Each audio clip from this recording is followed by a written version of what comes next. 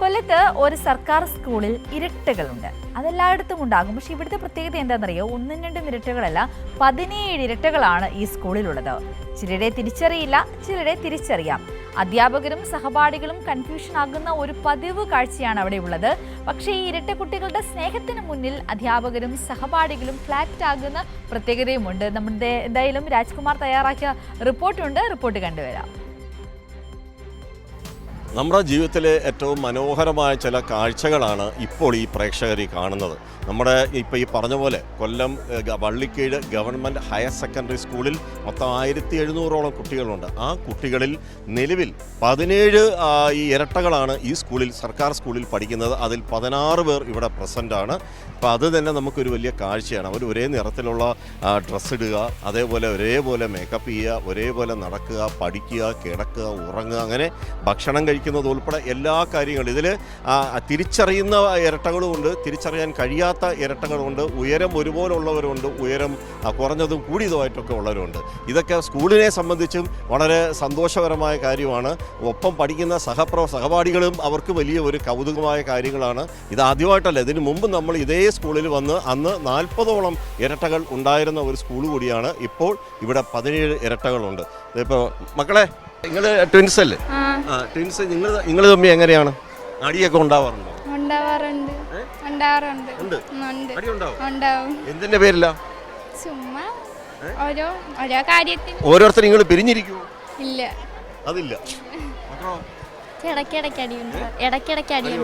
പിരിയാറുണ്ടോ?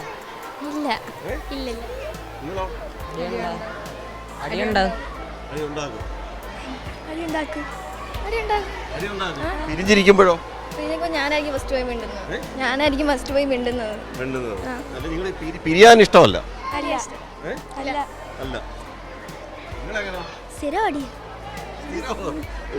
എന്നിട്ടോ അങ്ങനെയൊക്കെ തന്നെ പിന്നെ മിണ്ടും. നിങ്ങൾ തമ്മിൽ ഭയങ്കര ഇഷ്ടമാണോ? ഇവനെ കണ്ട അനിയനെ പോലെ ഉണ്ടല്ലോ. എടാ പൊടി എടി എന്നൊക്കെയാണോ വിളിക്കുന്നത്? ആണോ? മോന്റെ പേരെന്തോ? ആരോമല്. നിങ്ങൾ തമ്മിൽ ഭയങ്കര സ്നേഹമാണ്. മക്കളോ? അടി ഉണ്ടാവാറുണ്ട്. ഉണ്ട്. പക്ഷെ അമ്മ എന്തെങ്കിലും പറഞ്ഞു കഴിഞ്ഞാൽ ഞങ്ങൾ അങ്ങോട്ടും ഇങ്ങോട്ടും സപ്പോർട്ടായിരിക്കും. നിങ്ങൾ ഒറ്റക്കെട്ടാണോ എല്ലാ കാര്യത്തിലും? ഒരുമിച്ച് തീരുമാനം എടുക്കുക, ഡ്രസ്സ് ഒരുമിച്ച് എടുക്കുക, അങ്ങനെയൊക്കെയാണോ? മക്കളോ? അടി കൂടും. ഞങ്ങളും അടി കൂടും. എന്നിട്ട് ഉറക്കമൊക്കെ ഒരുമിച്ചാണോ? ഒരേപോലത്തെ ഭക്ഷണം ഇഷ്ടമാണോ രണ്ടുപേർക്കും?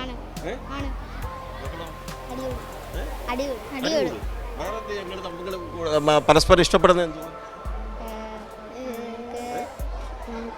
കളിക്കുന്നതെല്ലാം ഒരുമിച്ചാണ്? ഡ്രസ്സൊക്കെ ഒരേപോലത്തെ ഡ്രസ്സ് എടുക്കും?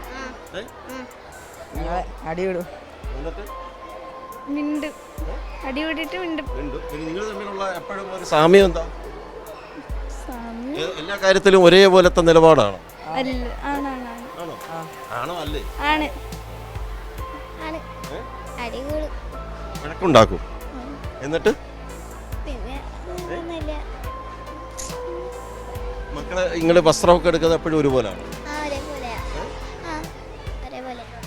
നിങ്ങളോ? നിങ്ങളെങ്ങനെയാ?